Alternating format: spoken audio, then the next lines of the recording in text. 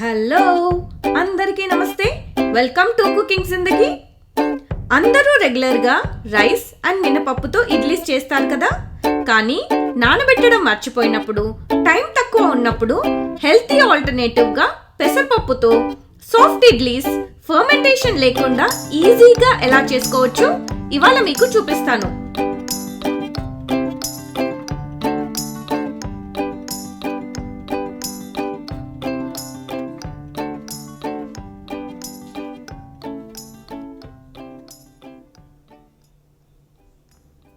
ముందుగా 1 కప్పు పెసరపప్పు 2-3 సార్లు నీటితో కడిగి సరిపడా నీటిలో 4 గంటల పాటు నానబెట్టుకోవాలి. ఇక్కడ వీడియోలో చూసారుగా పప్పు నాని సైజ్ డబుల్ అవుతుంది. ఇప్పుడు పప్పు మిక్సీ జార్లో తీసుకుందాము.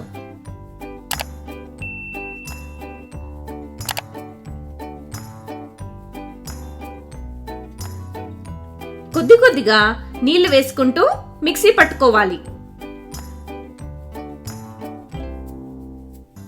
చూసారుగా పిండి ఇలా సాఫ్ట్గా పట్టుకోవాలి. ఇప్పుడు ఇందులో కొద్దిగా సాల్ట్ వేసుకుందాము. ఇడ్లీ చేసుకునే 10 నిమిషాల ముందు మాత్రమే ఈనో పౌడర్ వేసుకోవాలి. ఇప్పుడు ఈనో వేశాక బ్యాటర్ అంతా ఫ్లఫీగా అవుతుంది. 1-2 నిమిషాలు ఇలా కలుపుకోవాలి.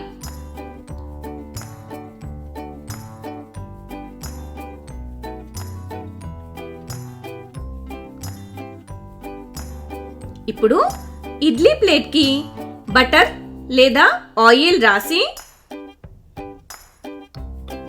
మనం చేసి పెట్టుకున్న బ్యాటర్ని ఇడ్లీ ప్లేట్లో వేయాలి.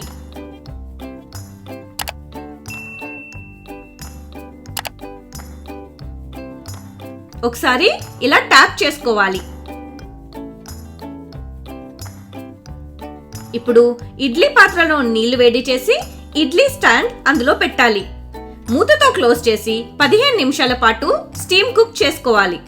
అంతే, వేడి వేడి ఇడ్లీని స్పూన్తో లేదా నైఫ్తో ప్లేట్లోకి తీసుకుందాము.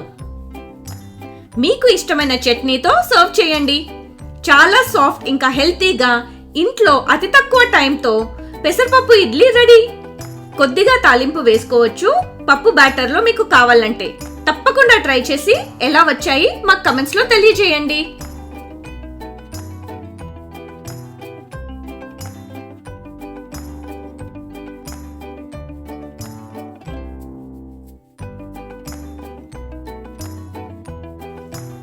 Subscribe to my channel and click the bell icon.